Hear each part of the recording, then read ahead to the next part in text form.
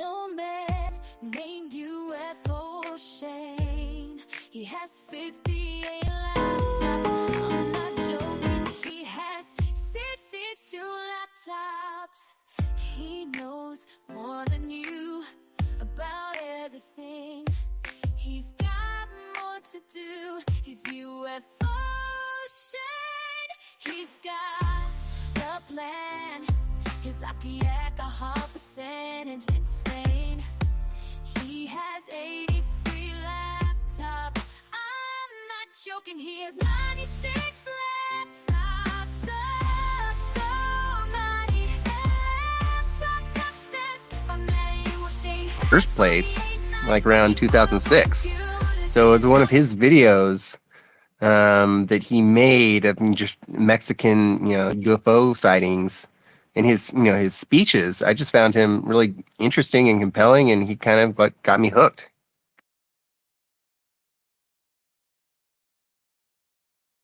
So I do have a lot of respect for him, and I think he's been accused of hoaxing things. It's kind of one of those things where just because the debunkers say that it's been proven to be hoaxed doesn't mean that it is hoaxed, and you really have to research each individual case before you start, painting him. All right, everybody, welcome to the show. I am so sorry that happened. Little glitch. I thought it was live. It was not live. I did not mean to leave my YouTube fam hanging like that. Right now, we're talking about the Nazca mummies. We're talking about the reaction that America had to the Mexican congressional hearing where they had the mummies brought out. And Kent is weighing in. We're all weighing in. Please, if you guys want to pop into the spaces on Twitter and then ask for the mic, we'll get you up and then we can finally chat. But if you guys want to just watch here, totally good too. Again, sorry about that delay. Right back to the show. He brought out all these guys that talked about the missile being taken out by a UFO in flight and being filmed. And all of that was just forgotten about because they decided we weren't ready. Lou didn't do anything that Greer didn't do. All he did was use different people to add to the people that Greer had already brought out. We forget all about all that, Well, you could say he took us back because when he first came out, Mellon and him, they denied that there was any sort of cover up. They said that when they were in the DOD and there was nothing going on, no reverse engineering programs, no multi-decade disinformation programs. They completely denied that, and it kind of brainwashed a whole new generation of ufologists. Because prior to that, I mean, it was well known.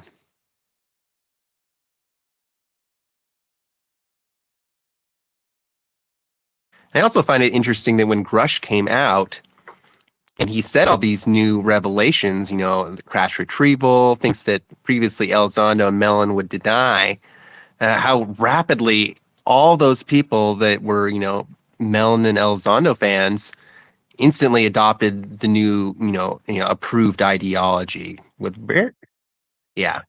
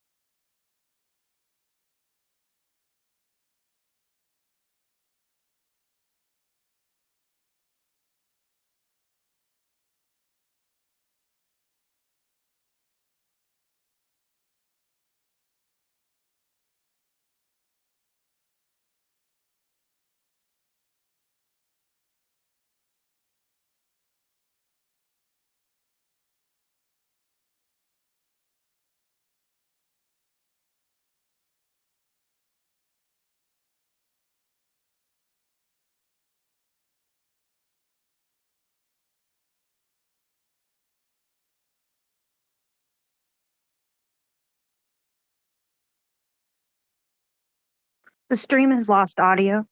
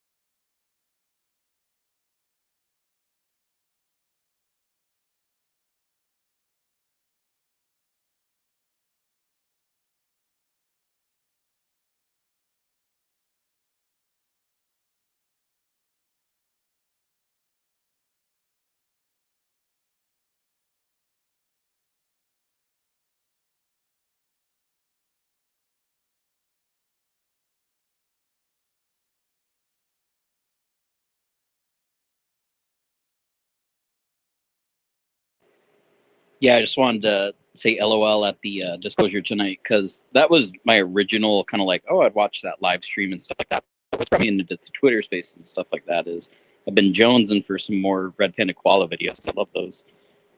But yeah, I can say now, being not having watched that show for a couple months, I did always get this weird feeling like, wait, this is like very strangely connected and stuff like that. But joining Twitter spaces like Skyfire and the Debunkers Only and King Wakata, I'm getting a better appreciation for when people say the UFO community and stuff like that. I'm understanding a lot better. But I just wanted to say, yeah, that's kind of giggly funny, but love it.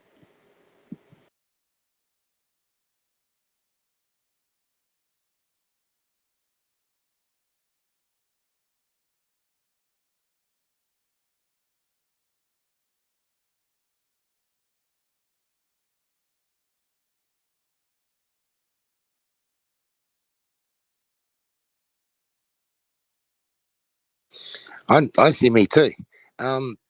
What do you know? This I was talking about this in the space last night, where the thing that would put off more whistleblowers than anything else is the way that we've treated David Grush and other whistleblowers.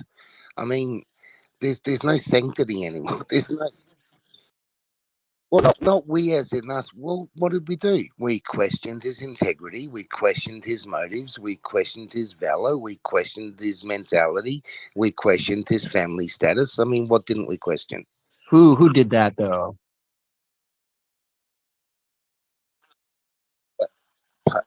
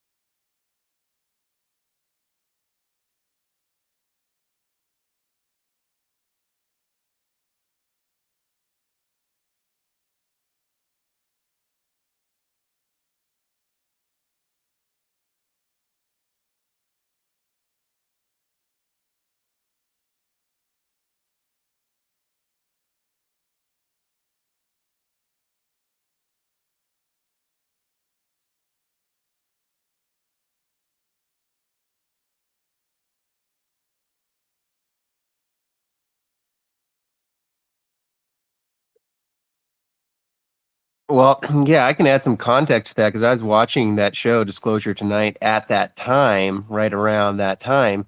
So, like a couple weeks prior to that, Thomas Fessler was all super excited about like this event that was going to happen, this massive event that's going to be all over the news and all. And he's like, oh, we're not allowed to talk about it, but I'm kind of talking about it so that I get some street credit when it does happen. And then nothing happened. And then he started flipping out for days and like, being all like pissed off. And then we had this push for Swan to out the cockroach Grush. So I suspect that there was some insider plan for Grush to come out at a certain time, but maybe Grush didn't want to do it at that time, and he is his own person, so they decided to try to force him out through harassment.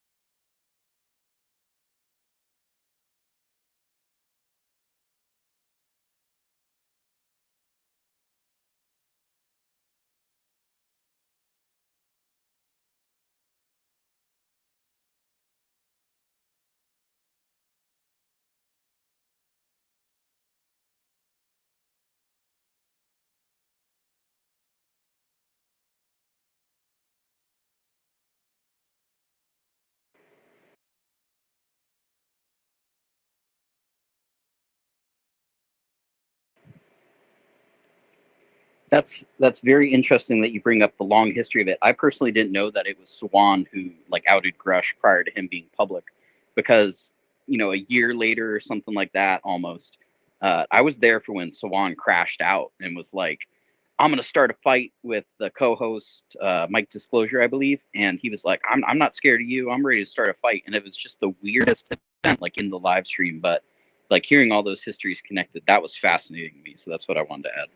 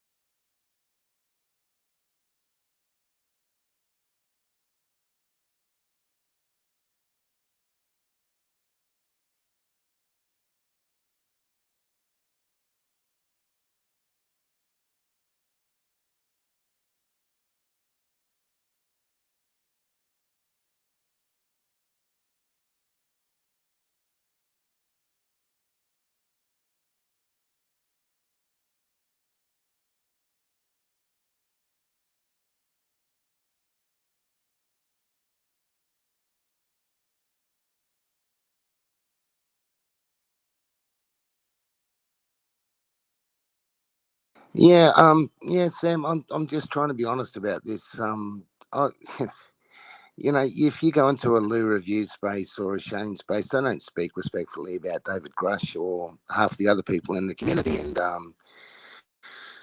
the fact is that we seem to have this weird thing in our community where we only call out the things that we want to call out and not the others.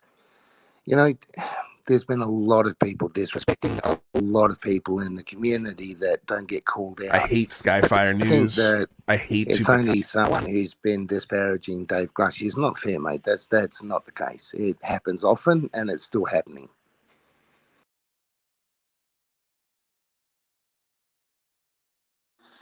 Yeah, by skeptics and debunkers, but the believers is incredibly unified. Here's the thought, though, folks. The best way to control the narrative is not to control the opposition; it's to control both sides. Well, I think that's true. Yeah, I think there is both sides. I think the IC is in the believer and the skeptic camp.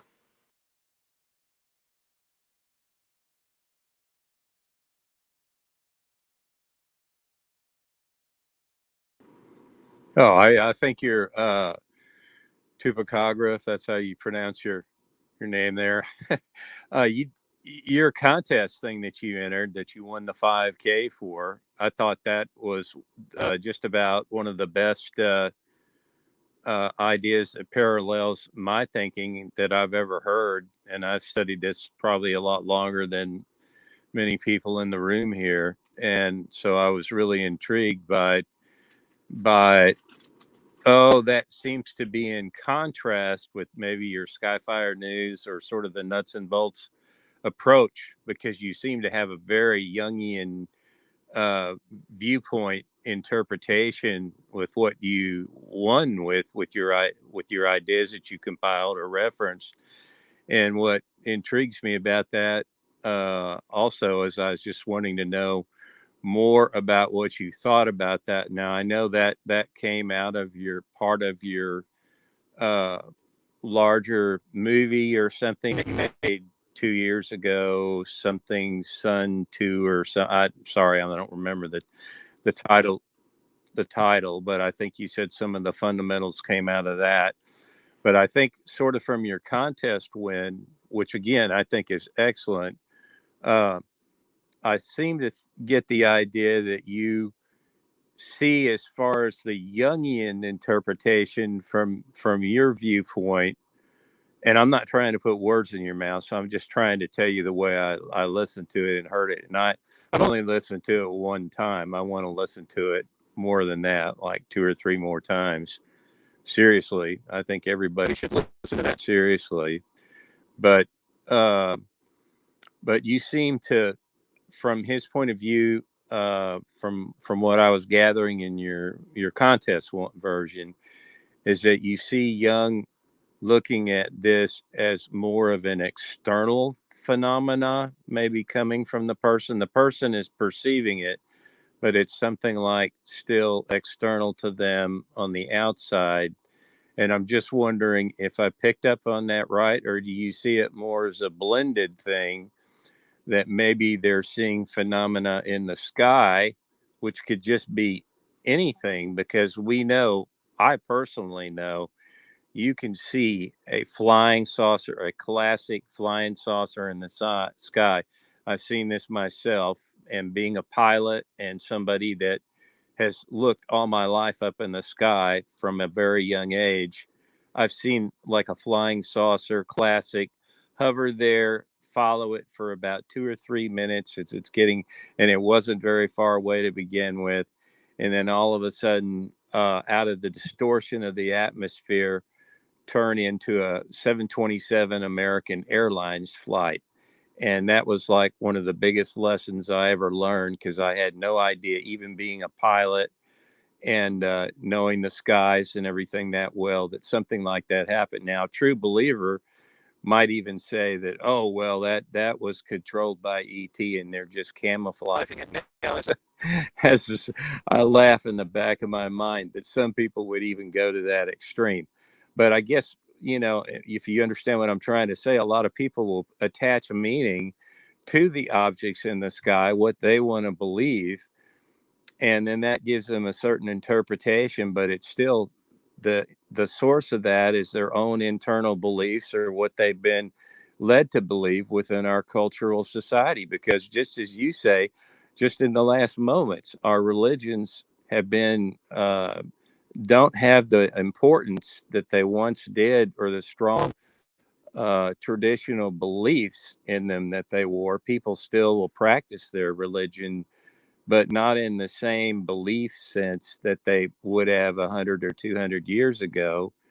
And yet all these UFO cults got started up in the 50s. You have the good aliens and then the bad aliens. And I mean, that was a pretty strong following without social media or the internet or anything, for those people organized in big ways to form very much like religious like beliefs. So I guess, I'm just curious if you've done any like deeper thinking about that. It's just, could it be possible that we're getting this collective information based on uh, what is in the ether? I don't mean it I'm just, yeah, yeah.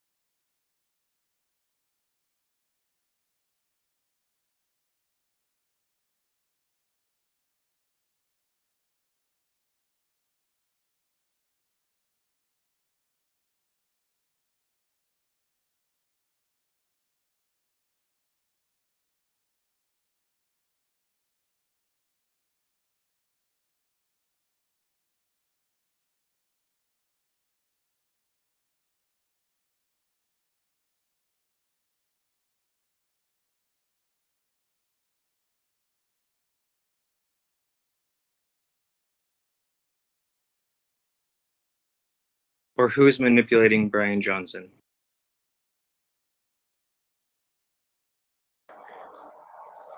I was going to talk about the thing with David Grush and how Sawan treated him or tried to treat him. Supposedly, I think it was John Strader who said so.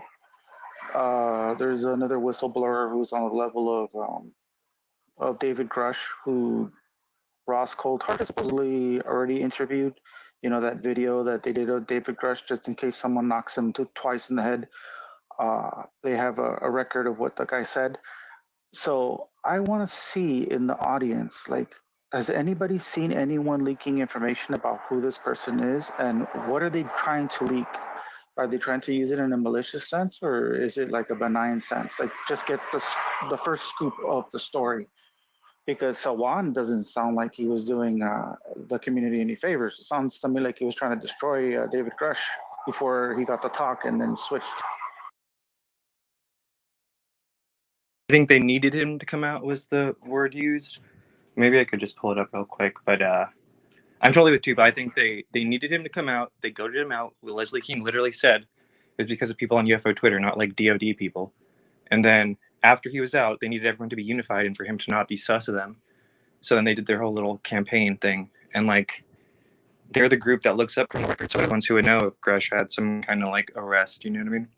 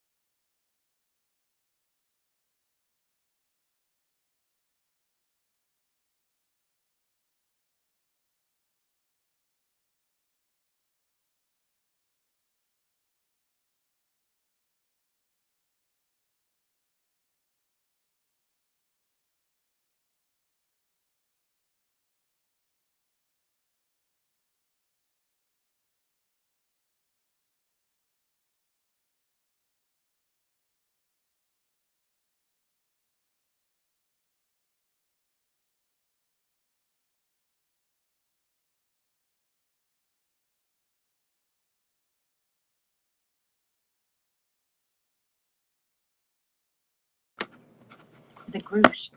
I got a question for Swan. Why did you go against Grush early on before he went public? Someone told you that he was a disinfo agent. Who told you he was a disinfo agent? First of all, then that's why I stopped following Mike. Because Mike tried to put me on to try to oust Grush because Not me, Mike. Threatening phone calls from who of what sort? Oh, he didn't even know who they were from. He doesn't answer them. There were also hostile actors out in the UFO community who were calling him. And, you know, there's a nasty Twitterverse out there. I don't know if you don't know about it, Ezra, you're lucky. Because there's just it's a very contentious arena out there of people who are involved with this topic. And they will sometimes try to cause harm to people, like Grush. Oh, What I thought he was right because of threats, right? Bottom line I'm saying is he should have been told anyone and just went silent and came forward. Yeah. That's how you keep the element of surprise. You don't talk. No. No, I thought the lawyer said when someone not in a little program is NDA, right? He told other people in a circle, right? That he's coming. We told Gary Nolan, which is why Gary Nolan confirmed to me that the reason why he said was to get up the assault conference because he thought DG was coming forward. Can I get someone? Thomas has his hand up. Yes, I got my hand up for when on this one. Before I go ahead and just bring this to an end before it just blows up even more. Thank you, Swan. Anyway, thanks for being a funny guy. Yes, let's go ahead and do that. Well, I already get the people from the super chat, so we got it's still going on. I thought you were the back channel. No. Holy shit. Yeah, Swan, holy shit is right. You said that on air. Classic.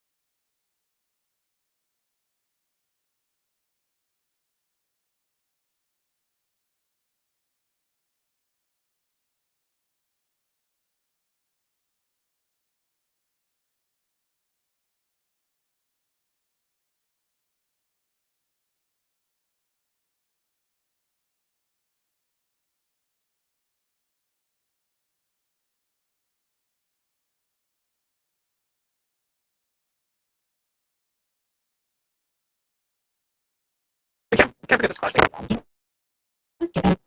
So yeah, he did that. But I would pick Cordell, but then some people that know Cordell that because I would ask some people that know Cordell and know what's going on.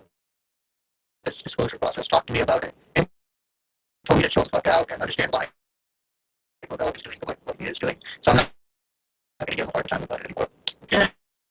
He's had several thoughts. I'm going to pull aside talking to somebody. He knows what's up. He's been learned. I think everything's going to be just fine. Don't block. Yeah, I don't know why you block me. I think you're mad with this mind game. I think I would say Cordell. I think he took it up. I would think he was a grifter as well. No, he was a I'm sure, like most people, he didn't know you had to talk.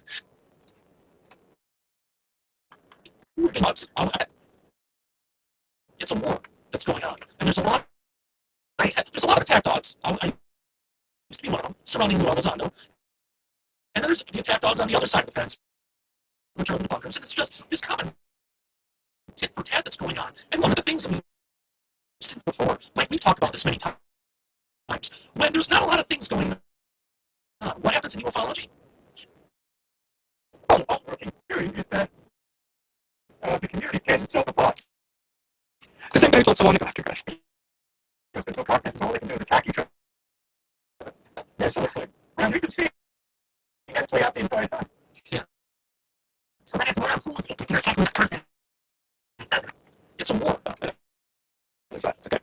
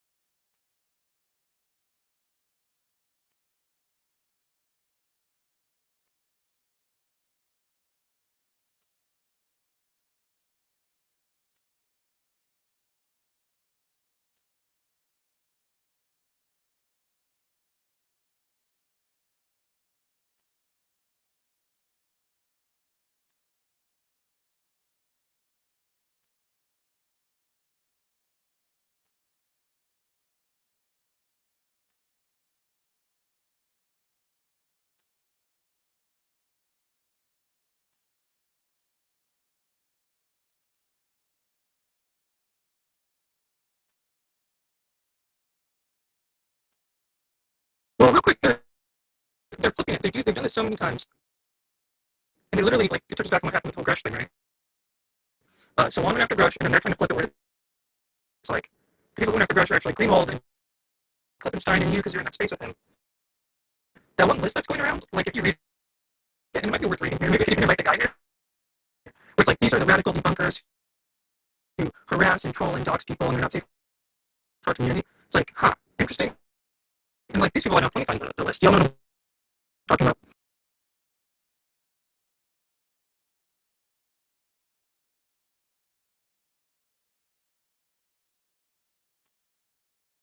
And this is hilarious.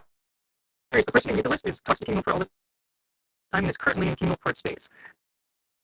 And so this is the person telling us about this radical group of coordinated debunkers who dox and harass people. It's kind of long, don't want to read it. Do you want to talk about it for a second, or I can read it real quick? Whatever. Okay.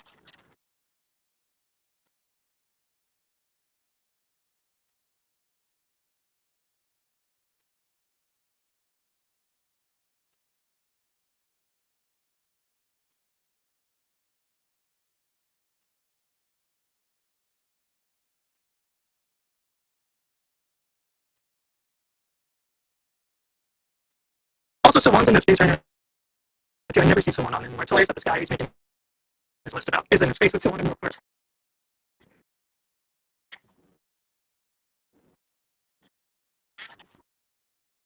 Yeah.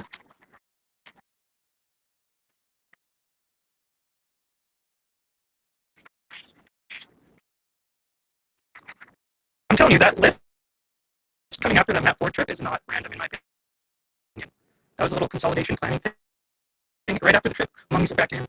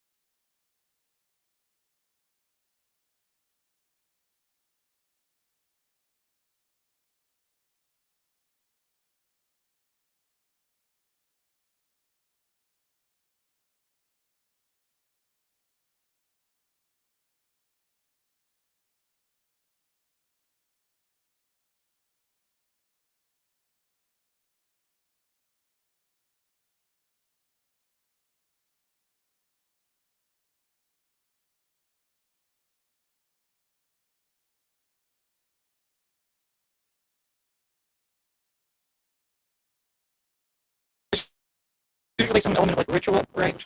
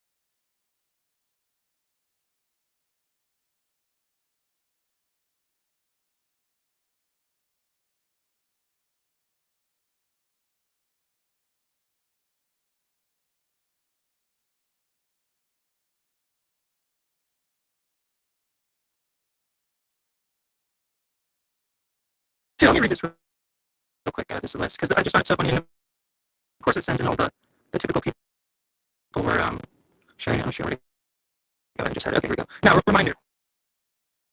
We've been sounding the alarm here. A lot of people have about this like coordinated harassment effort from the believer camp all the way up to now. So people are talking about it. And the person here, this is currently in space with that milk fart and so on. Being Jungian. I don't necessarily dislike this person. I think a lot of times things are framed for people or they think they're doing the right thing, but it's just so ironic. List of fake UFO bloggers who clandestinely act as anti-disclosure operatives. Aerotech Chris, Lord Ludicrous. Also, when I read a name, I'm going to point out that they've been targeted by this group too. Aerotech Chris, yes, was falsely accused of raping his elderly neighbor when he highlighted that Tom DeLonge story that showed Lou Elizondo was probably lying about General Mattis saving him in that Humvee. Lord Ludicrous has been attacked by this group for being a UCR supporter. John Fredericks, I don't know who that is. Jeff Knox has been attacked by this group for a while. Nothing too crazy, not like one of the worst ones like Tuco and Ramlinger, but relentlessly like mocked and whatnot. Who's Axelrod has been terrorized by this group for like years. She was actually harassed by Christopher Gray, the previous attack dog who went on to murder his father and like send it to everyone. And then she was harassed by King Milford when she started talking about it publicly. So there is a connection.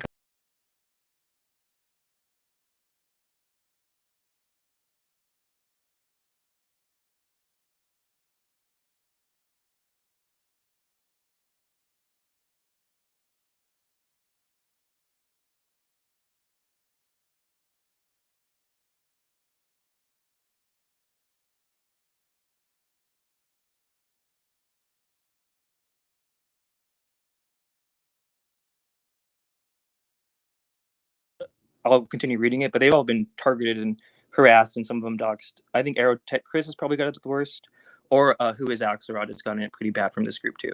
So that's the list, and now it says, I've been documenting the people who surveil my Twitter for the past few months, and it is time to purge their access. These people spend all of their time and effort attacking, harassing, and discrediting disclosure advocates, not producing anything tangible or contributory to the objective of understanding the UFO phenomena. Lots of them follow me for unknown reasons.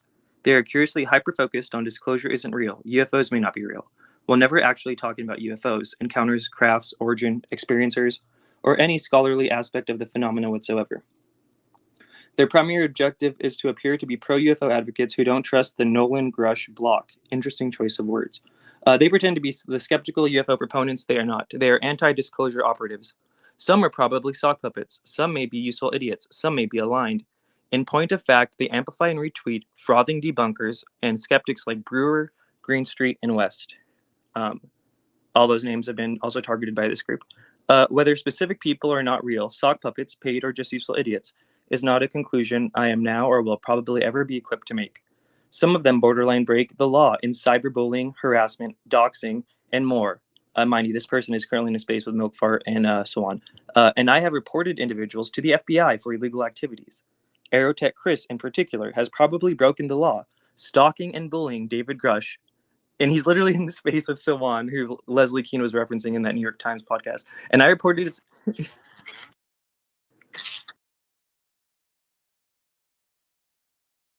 He did threaten to call Ashton's job, but he said he never did. So,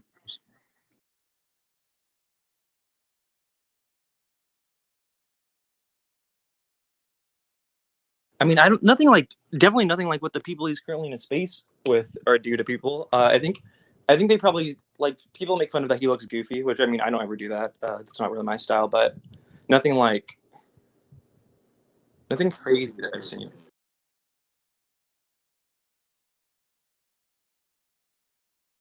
And I think that's a compliment. Yeah.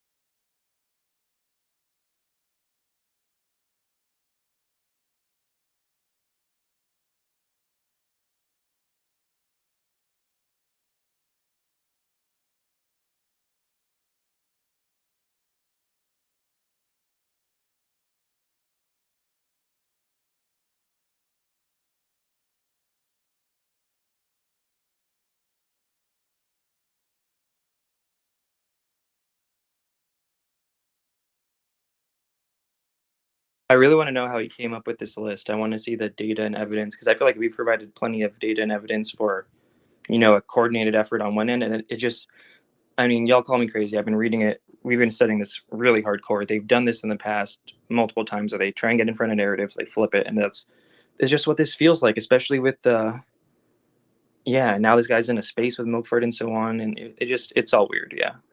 We got hands though. Yeah.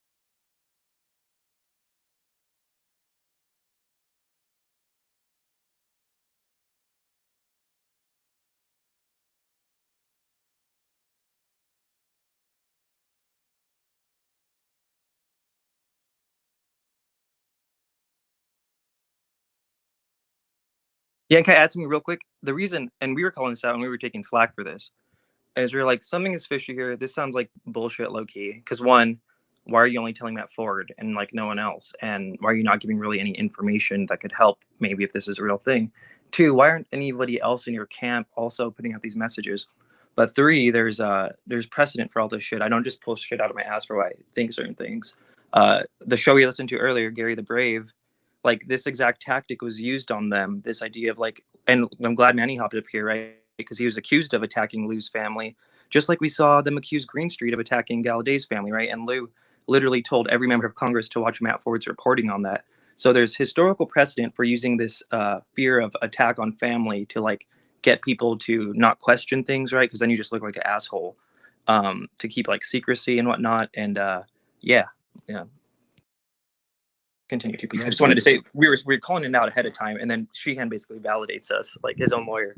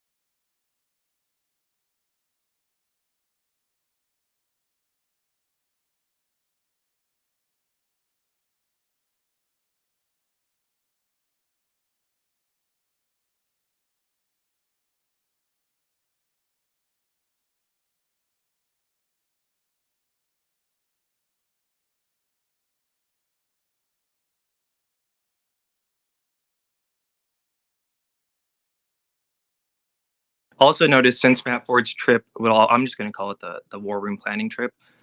Sheehan has basically publicly said, I've been gagged, right? They're going to cut off all my access if I keep talking about certain things. And I think that was a big factor in it.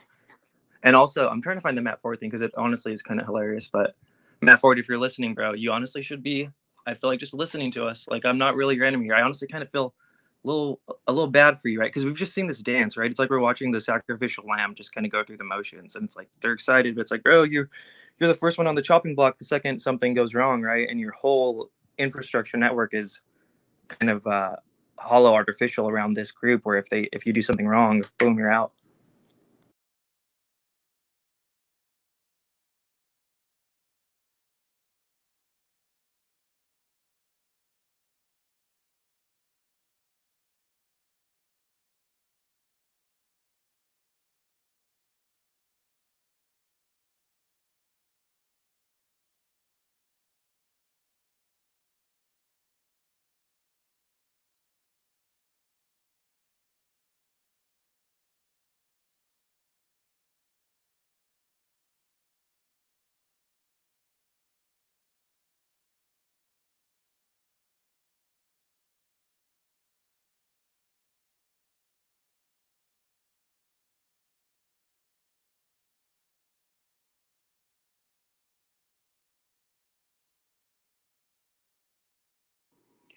Well, and I'm not sure if I'm supposed to stay on this topic now. I was kind of trying to do a follow up with what you were saying before. Is that okay? I do that with you?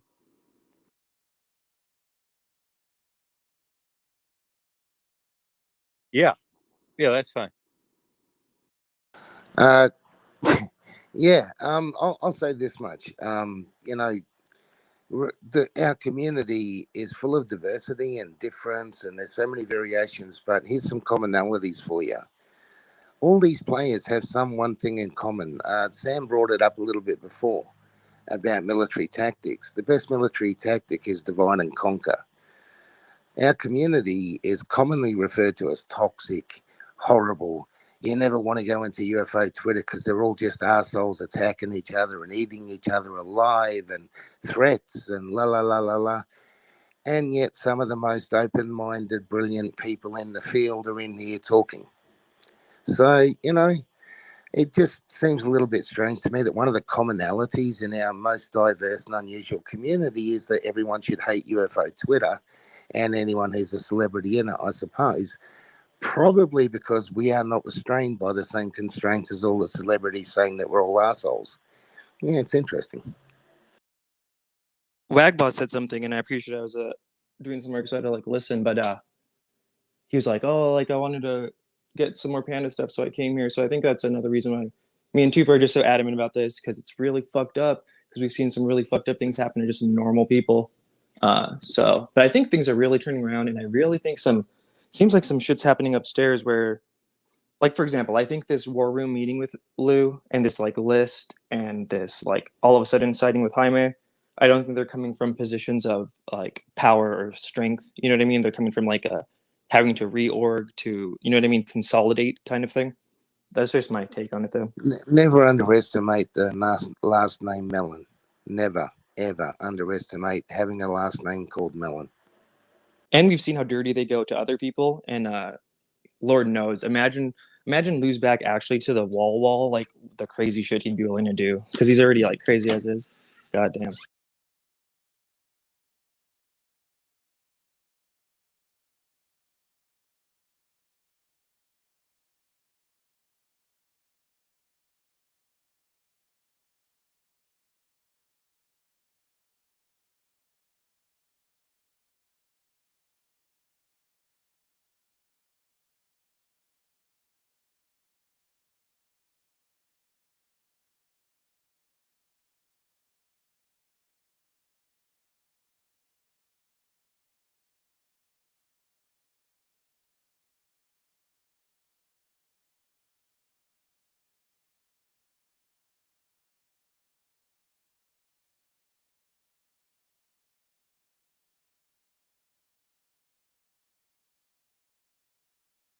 Yeah, shouts out Moran Lerner and Manny, and I'm down to listen to that after this, because that's another important thing is they want everyone to be focused on KMF Tupa and like it's just some dumb drama.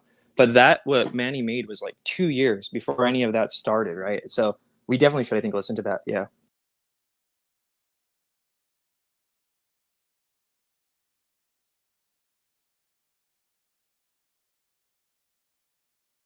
He attacked Lou's family.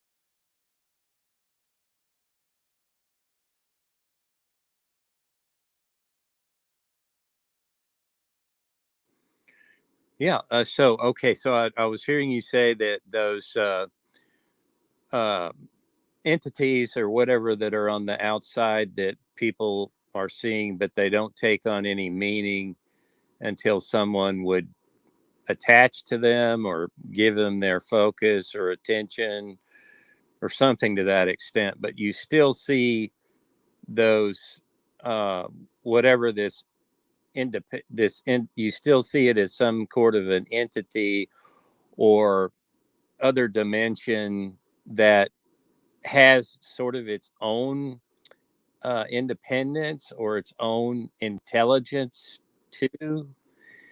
So,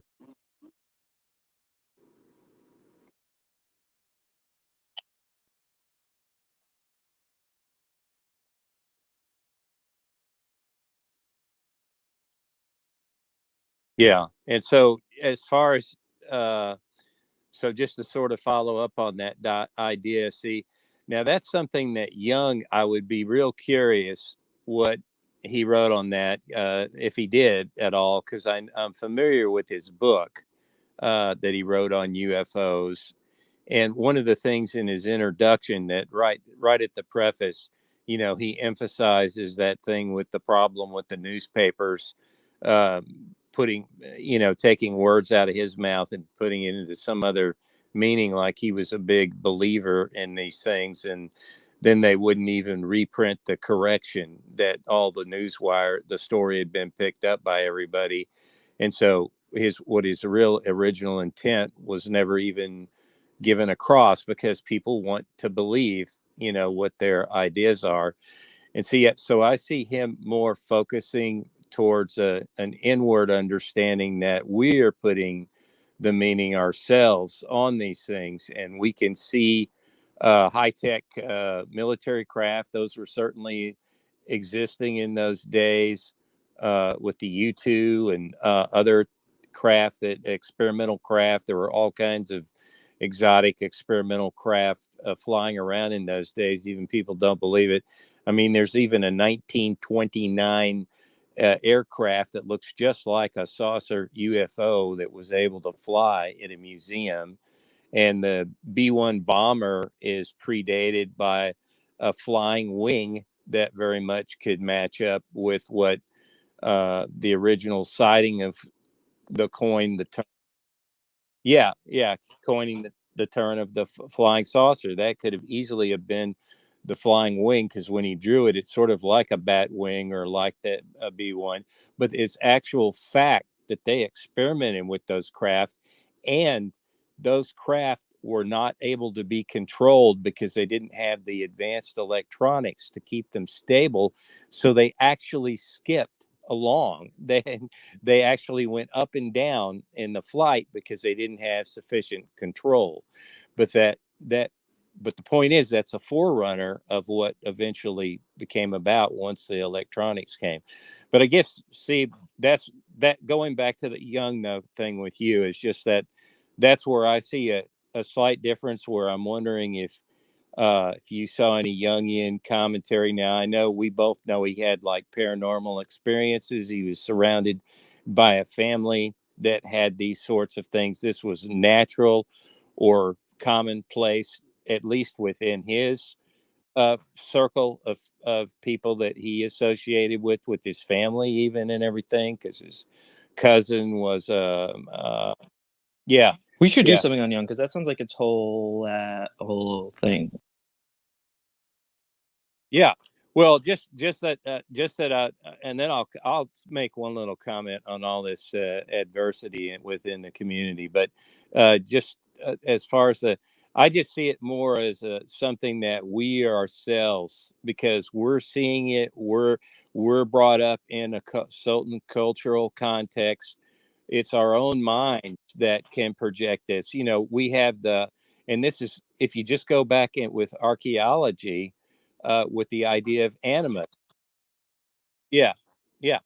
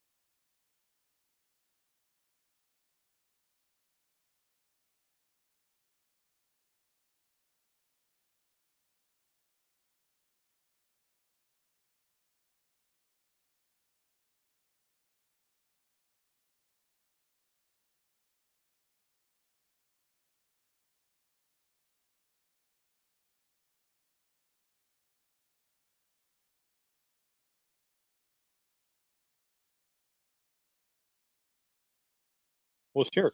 I mean, just think about every single night. We dream, and so that's why he had such a big focus on our dream world, and gave great importance to what that means, because he saw it from a collective point of view, with the shadow and in other words, the dark side of us that we're not aware of, that also creates problems for us in our conscious life, our unconscious. And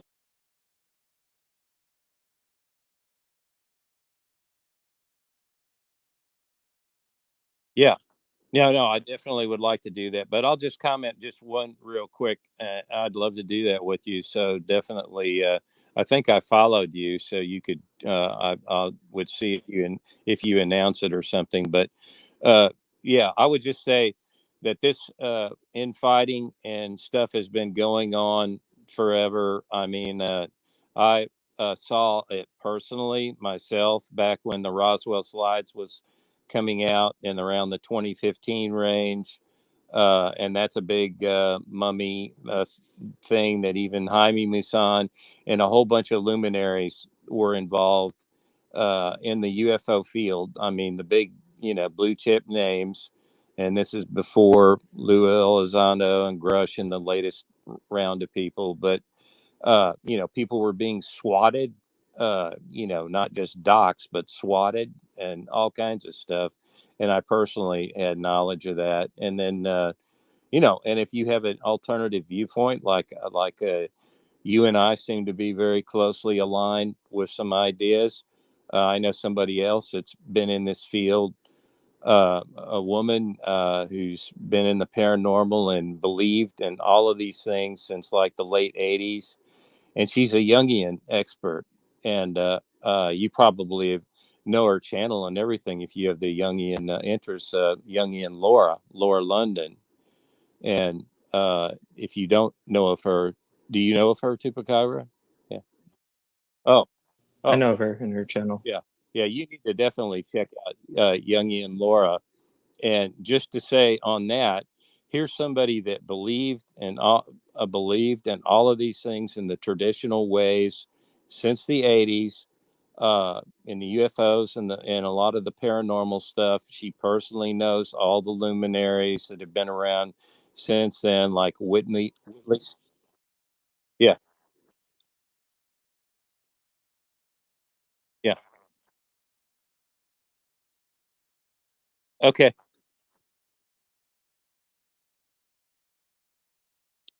Yeah, I'm just saying that just to, just to say she got a lot of harassment in the field. I mean, she won't even talk about it anymore. So, people on either side, you just have to be aware that you traumatize people. And so, she's done one show where I would go to Walter Bosley and her, Tupacabra, watch that interview, Walter Bosley interviewing Laura London. Anyway, that's it. He's spoken out about the weird culture dynamics, yeah, too, Walter Bosley. Yeah.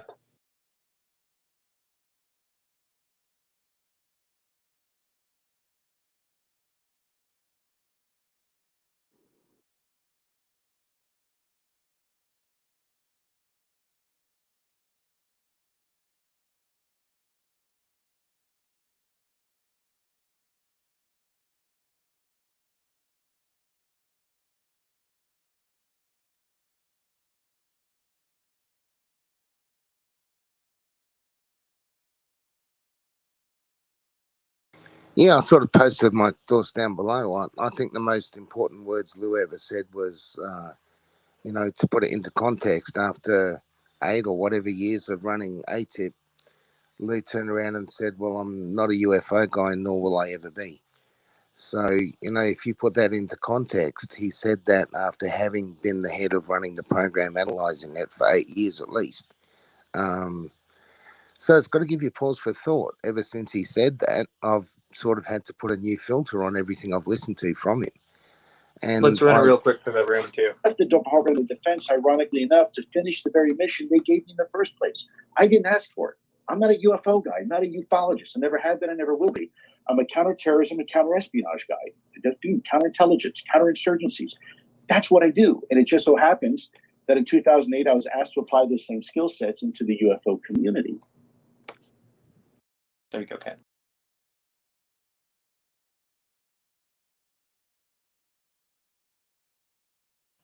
yeah, Sam. This is the guy. No, but this is the guy running the ATIP program. I mean, look, I respect Lou. Don't get me wrong. I've said to you from the start, Lou is very, very good at what he does, didn't I? And I'll say it again. Lou's very smart, He's not an idiot. He is very, very good at what he does, and he's been very successful, I think.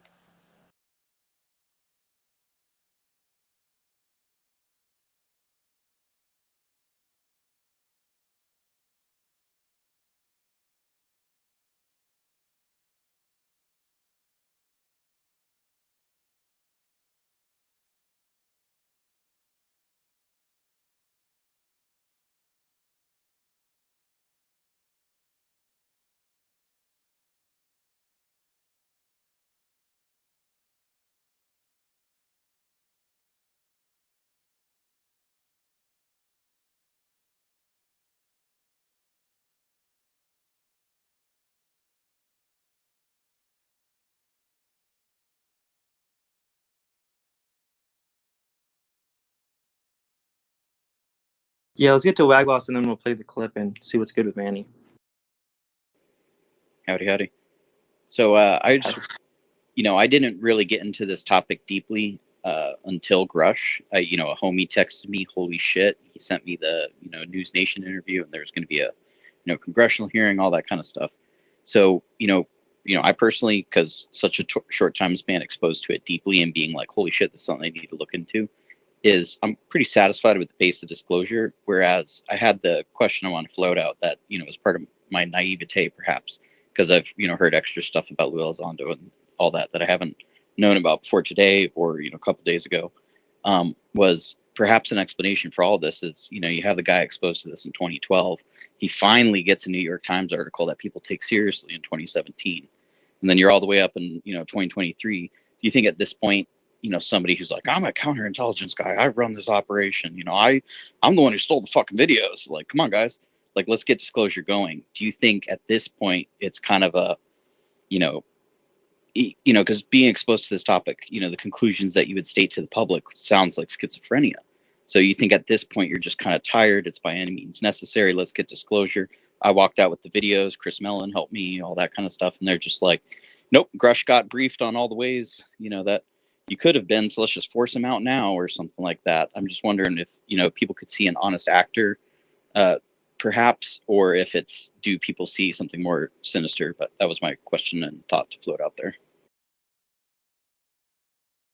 There's good elements, but I think there's petty, vindictive people who have been trained and like it's like to hammer everything's a nail kind of thing, right? If you're a petty, vindictive person and you've been like trained by the government on like counterinsurgency, counterterrorism, like just like looking up dirt on people and like spearing them and like putting out media pieces to spin. There's a really good thing, I might listen to it, of when Jeremy McGowan went on Lou Reviews and he kind of talked about like the media dynamic and how important it is for them to do what they do. Like if it's a story in the debrief or if it's a story in even the New York Times, right? Like they're always trying to pressure someone with some kind of media thing. I might try and find it, but yeah, Tube, do you have any thoughts on that before I play this other clip?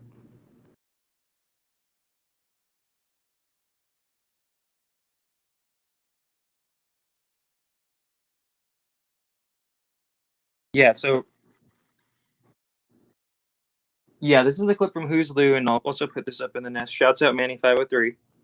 It's and Moran Lerner. It's the most in-depth Lou Elizondo documentary out there, and I just recommend, before you criticize it or criticize Manny, at least watch it, right? There's some people who haven't even watched it, and we'll talk all this shit about it. But here we go. Lou Elizondo began the first stages of his plan B. And also a reminder, this came out 2 years before any kind of Tupac KMF thing, so they want you to think it's just Tupac and KMF being dumb drama. And joined Twitter in August 2020. Specifically, he would target a group of sincere UFO and extraterrestrial truth seekers that were bound by a hashtag, UFO Twitter. Lou would join their ranks, making the following promises. 1. I will always tell you the truth. 2. I will own my mistakes and hold myself accountable. 3. Everyone will be treated with respect, no matter their position. 4. Abuse or hatred towards others will not be tolerated. 5. I will always push for full disclosure. I myself used UFO Twitter for about a year or so before Lou joined the scene, and I would like to add a quick personal observation at this point for context. UFO Twitter began after the formation of To the Stars Academy as a pro-TTSA hashtag on Twitter. The group would quickly grow to encompass most mainstream ufology, with such topics as Bob Lazar and Storm Area 51, as well as TTSA news. My personal interaction on UFO Twitter was mostly passive, as I would post occasionally, but I would read it frequently. The overall attitude could become confrontational at times, but the rare arguments seemed to flare out just as quickly as they had started. It was generally an accepting place. However, all of that started to change in August of 2020. Things began to get a bit more polarizing and divisive. Things slowly began getting more drastic, more aggressive, more us versus them thinking. There were more factions and cliques that popped up on the scene, and a central figure emerged from the chaos to crown himself the king of the new UFO order. Lou had taken over. In fact, in this clip right here, he is talking about his rise to celebrity status that began with TTSA, but was solidified on social media. You know, that's the problem with this community. A lot of people have tried to own the narrative, and now that information is coming out that doesn't comport to their narrative, and frankly, they've made a few bucks on it. They've got a choice: either get on board the new train, or fight it and resist it with everything they have. And you know, I think we're seeing that play out to some degree. Now, that is about as far as I'm going to go with the personal observations and opinions here, as I am trying to keep this documentary as factual as possible. However, I simply wanted to add that piece of context because most people will not understand why a simple hashtag on Twitter is so important. But when you hear this next part, I think it will make more sense. For the previous 2 years, ever since joining To the Stars Academy, Lou had been making the rounds in the mainstream media, hitting such shows as Tucker Carlson, CNN, and 60 Minutes.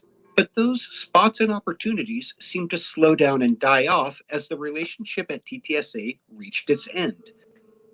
So after Lou took over UFO Twitter, as I put it earlier, it didn't take long for him to meet some of the larger YouTube UFO and esoteric livestream channels. And so he began appearing on live streams and doing interviews with select channels within the UFO community. Why did I say select? Because there was a small but vocal minority of people on UFO Twitter and YouTube who questioned the validity of most of Mr. Elizondo's claims. And as I pointed out earlier, the platform had become extremely polarized around the subject of Lou Elizondo. This led to a constant culture where anyone who would question the claims that Lou was making would be swamped with hateful responses, trolling, personal attacks, and general negativity. Of course, none of this came from Lou directly, but he would sit back and watch it happen while saying nothing, and in some cases, even clicking the little heart icon next to the post to love it. But this was a two-pronged attack, where Lou simultaneously engaged and distracted his critics on UFO Twitter, a platform that he controlled. But his real objective was establishing himself in the YouTube community on live streams, on select channels. The select channels with people who he could check out beforehand to see if they were friendly or not to his story. But if they fall into a category that Lou calls haters and are questioning of him, he would decline the interview. And I think a lot of the pushback that you're getting from the people that you thought would be some of the people you thought would be championing you in the UFO community, and you're getting the brunt of that kinetic nervousness, anxiety, and fear. Yeah, and that's okay. I get it. Something very quickly. Shooting the messenger is an old cliche that's been around a long time, and it's only around because it's happened a lot. My intent, my hope with this conversation is simply just to speak the truth and allow people to absorb what this topic means to them. I've never prescribed a narrative to this. I've never prescribed a motivation or an origin. Okay, we could probably stop it. Yeah, interesting, right? Can I speak something very quickly?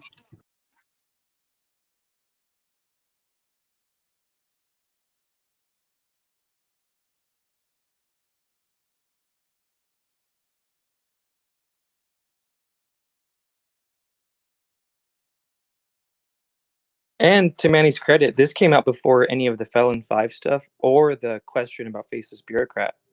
So he was really standing alone saying this at the time, right? Because Lou had all his his America boner image all just plastered everywhere. But yeah, Manny just got after his movie comes out, he just gets vindicated right off the bat with that whole yeah.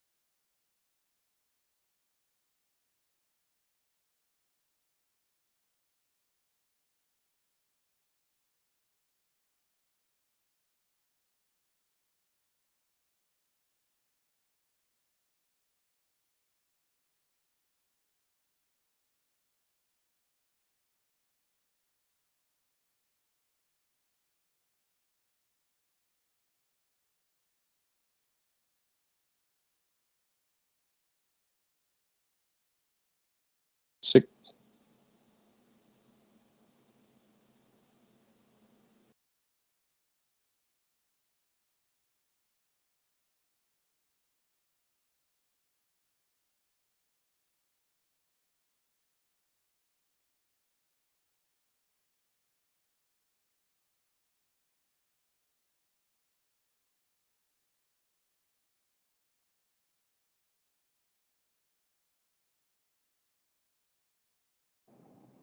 Yeah, thanks, man. I appreciate everything that you said.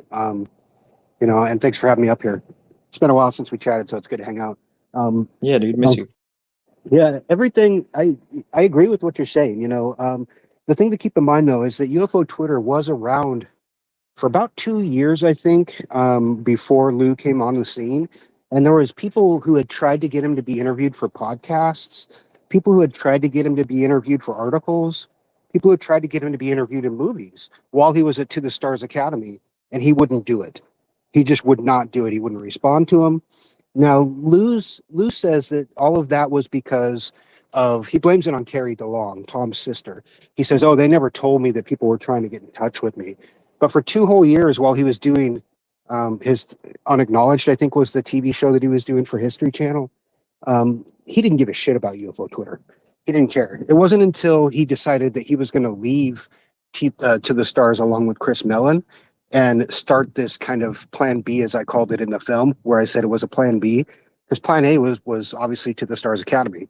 Um, but when they decided to leave, at the end of, I believe it was 2020, that's when things kind of changed. So just kind of keep that in mind. As far as him, setting this up beforehand, I don't think so. I think it grew organically, but I think he saw that there was an opportunity to exploit it. And that's kind of what he did. He jumped on this thing, jumped onto Twitter, got all these hundreds of thousands of followers, and by doing some pretty big name podcasts and getting out there a little bit, and then got it to where he wanted it so he could use it for his own devices. And then he doesn't really care past that. I mean, you see what he does on Twitter nowadays. He spends more time on his sock puppet accounts than he does his main account. And his main account is like boring. It's always the same stuff. Like, golly gosh, go read Matt Ford's stuff. Golly gosh, this is great. It's boring. It's boring and nothing new.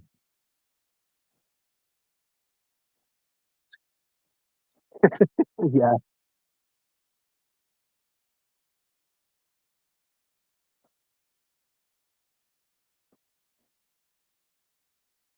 Yeah, to Manny earlier. I want him to come on the. I want Manny to come on. We have to do just a Manny episode where we go through his timeline because it's important, but then a separate one maybe where we look at his Faceless Bureaucrat account how he tweets, some of his behaviors, and then we analyze this new one that we suspect is his. I think it would be a fun episode. Yeah, you can definitely get a feel for how he's used known sock accounts in the past, and you can get a feel for how he talks when he's on a sock account. But it's kind of confusing because we also know that his wife uses those sock puppet accounts to kind of do his battles for him too, and she talks a lot differently. Um, People who have known him personally, multiple different people who have been in that circle and then left. I'm not going to name any names, but they have told me that that's true. And in reading some of the posts that, not Faceless Bureaucrat, but some of the other accounts that I know have come from him, it makes sense because there's a different tone. Lou's pretty, when he's typing, you can kind of tell it's him. He says the same kind of things. He has the same kind of mannerisms and phrases. And when it's his wife, it's a lot more angry and just, screw you. And like, it's more confrontational. It's hard to really describe. Could I prove it in a court of law? Probably, but not with records and documents and gotcha stuff. I couldn't say, oh, that's absolutely her. But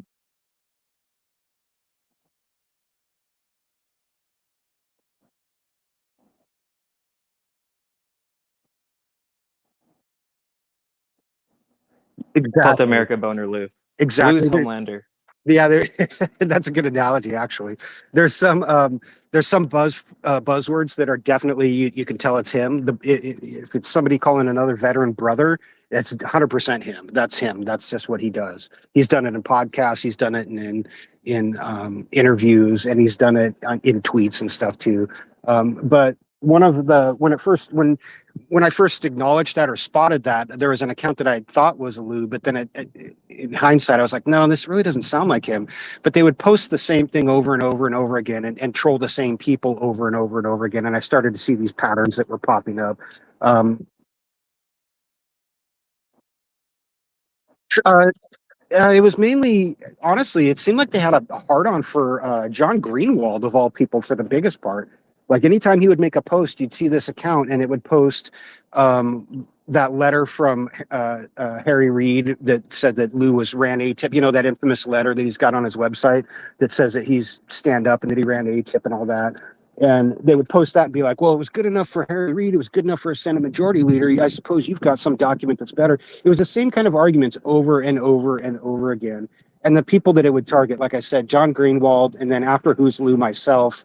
And then when Stephen Greenstreet started kind of switch sides, it really turned on him quite a bit there for a while too. So yeah, you could just kind of get a feel for the accounts and who they talked to and who they responded to. And then the types of tweets that they liked and the people that they followed or didn't follow. These accounts weren't really hidden very well.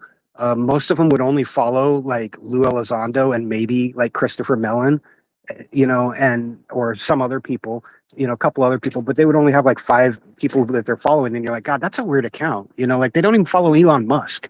You know what I mean? Like they don't follow any of the people who you would expect to in this community. Like even John Greenwald, they wouldn't follow him, but yet they would comment on all of his posts. And I thought that was weird. Yeah, and we do know there's these Facebook groups where they organize this stuff. John Greenwald spoke about it. Maybe I'll play the clip where he was told ahead of time, like, yo, they're going to falsely accuse you of racism with this post from a Facebook group. And up in the nest to have a little tweet from Chris Wolford. It's honestly so it's fascinating. I love all the counter intel stuff, right? I was going to do a Cold War History channel before a UFO one. Then all the UFO stuff happened. But it's interesting and just so dumb and cringe too at the same time. Because we have Chris Wolford up there, who is I would consider a Generation 1 attack dog. He's kind of one in the back. And again, I don't hate any of these people. I think a lot of them are manipulated to do things they think are good by people they admire. But he's like, what did he say? You underestimate how powerful UFO Twitter really is. We too have been engaging in ops against the secret keepers. And I think that's kind of the mindset that some of these upper tier people put the lower tier people in, of John Greenwald's working for the DOD. Manny, probably they accused you of working for Stephen Greer, right? You're working for Stephen Greer, right? So yeah, it's right after Who's Lou came out, they said I was a DIA operative, is what was the first thing, and I just laughed. I was like, "You got to be kidding me!" First of all, that's insulting to me because I did an immense amount of research and spent a huge amount of time to come up with the information that I did, and not just the information that I did, but the information that I didn't use in the film that was either tracked down to someone that turned out to not be Lou Elizondo or a different Lou Elizondo, or that was not relevant to the story. You know, that was Lou, but I just was like, I can't. There's no reason to put that in. You know, like does it? Yeah, I You think know, you went through great lengths to like not include his fam. Like you could have easily went, I feel like, more in depth on certain things, right? But you didn't. And oh, I don't. I think 100%. you've said this. You didn't Yeah, go out like 100%. looking to discredit Lou. Like you were just kind of curious about this guy who's on TV, and then you look and it's like, huh, some of these things are not lining up. Yeah, and the whole reason I even researched his family was because when I started the project, I assumed that this guy was like on the up and up. I thought this guy's a big time intelligence guy. I'm not going to be able to find anything on him in the public records. You know, if he's really who I think he is, who he portrays himself to be, there should be nothing. If Al Qaeda's looking for him, there should be nothing on the internet about where he's going to be located. And what I found was that the opposite was true. I could track his whereabouts for from college up until he, you know, moved to Wyoming. You know what I mean? Like I could track everything about him. I was shocked. The whole reason I even looked at, like, my mindset was that the only one to find anything on this guy is the stuff that the people around him see what they had done. Specifically his wife. That, you know, hey, I mean, if he's going somewhere, his wife's probably going to be there somewhere to research her too. And so I did, and you know, and I did exclude quite a bit of stuff. I'm glad you brought that up because a lot of people don't, like, oh, you didn't, you know, you just, you know, you put everything out there about his family. No, there's a lot out there that I left out because it's not appropriate. It's not appropriate. But I'll tell you what, it doesn't cast him in a very good light at all. It really, it has some real Jerry Springer shit going on in his life, right? Oh, 100%. All the way back to when he was in college. Yeah. No, like, yeah. Yeah.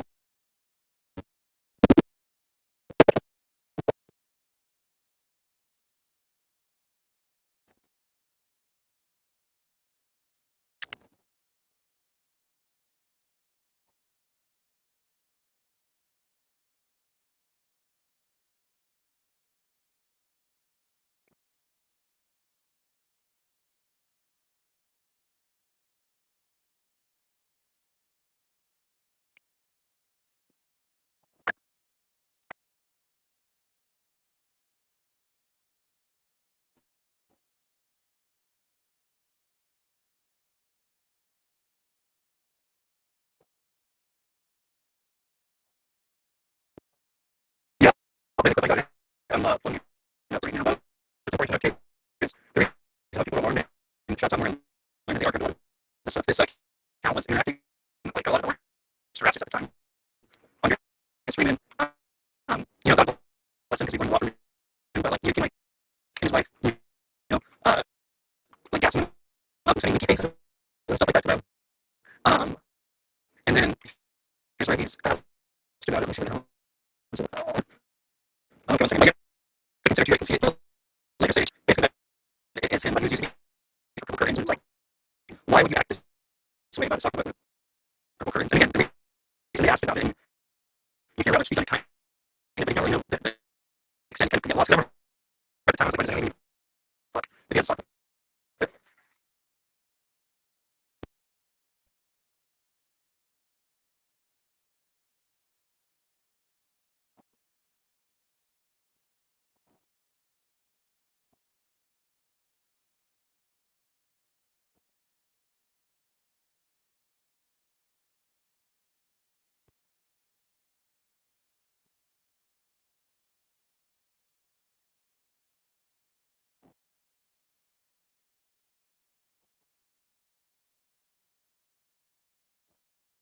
Yeah, here's the clip. Thanks for doing it. So this one, I think this all units is all would be on and stuff too, but this is how do you know that the motion you're talking about this is just so crazy. And taking the 50 meter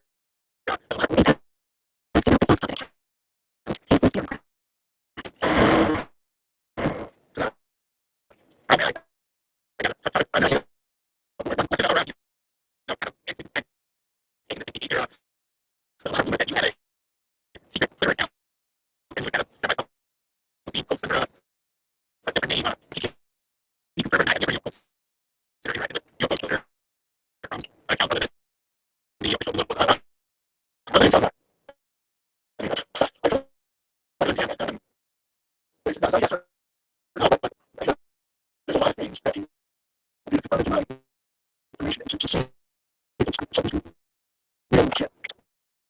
So, let's say that I get effects my head or something, never said, but, collecting it is the explanation of it. And so, people are already, like, their account.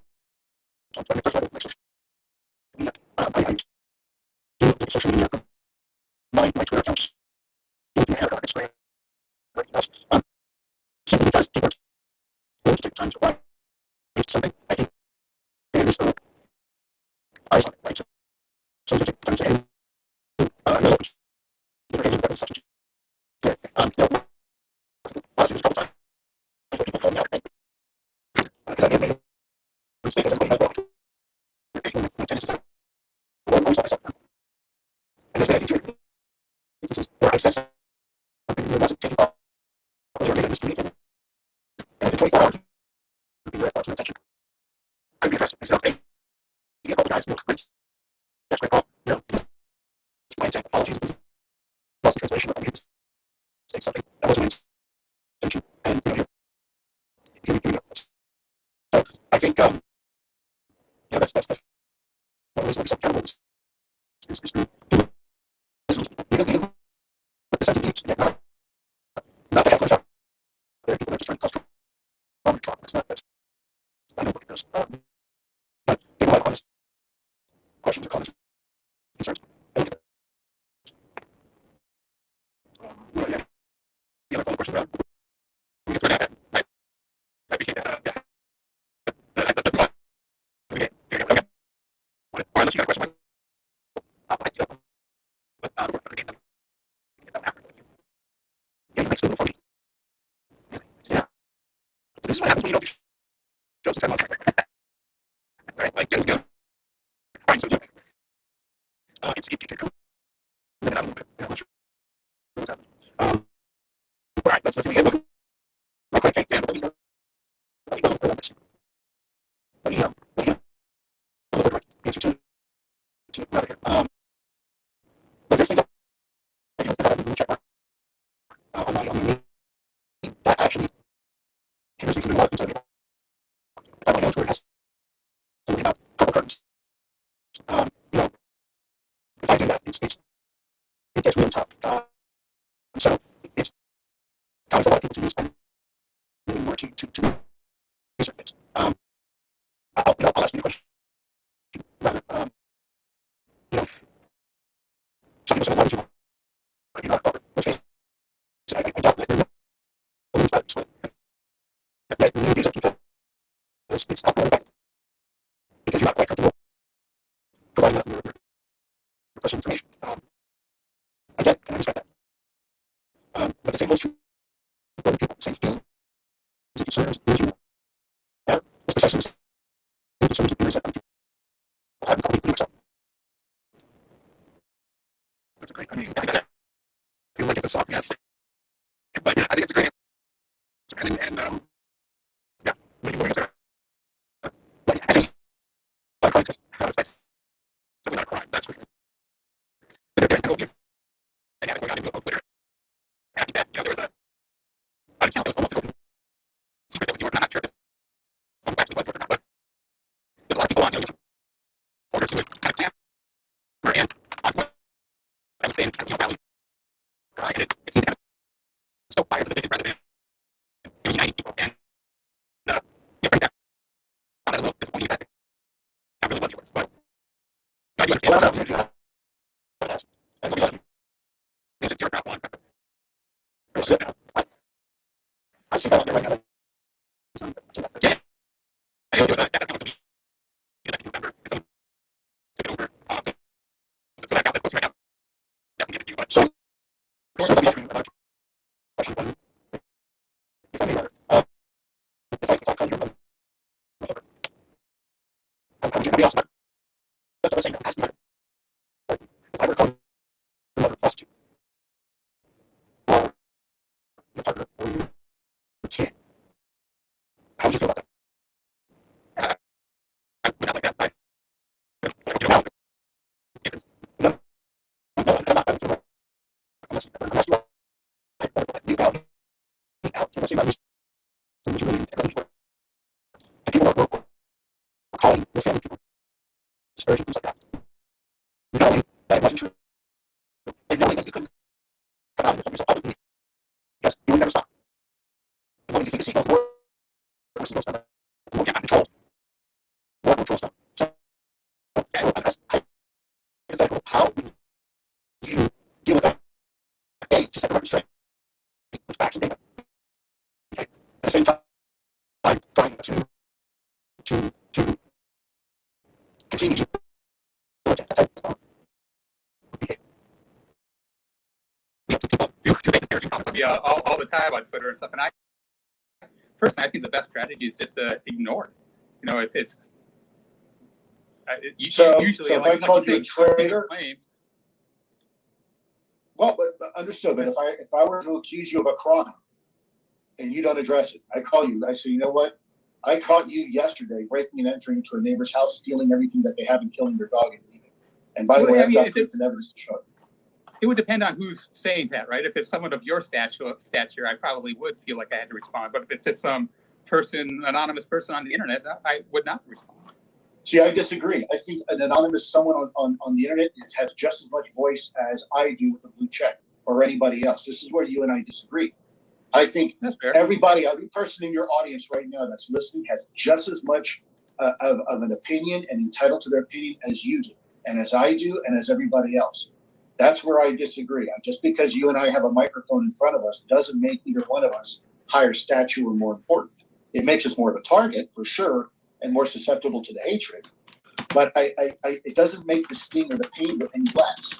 And, you know, maybe I'm a bit old-fashioned. I come from a long family of revolutionaries. My father was in the you know, I chose a career that tends to be a little bit, I guess, somewhat similar. But to me, you know, people are the most important aspect of any conversation. The entire topic of UFOs and UAPs doesn't mean anything if you don't have the conversation about people themselves and what it means, because ultimately it's how we deal with information as a species, which is going to dictate how we deal with the topic of UFOs. And therefore, I think everybody should be part of that conversation. Everybody's entitled to an opinion, and everybody's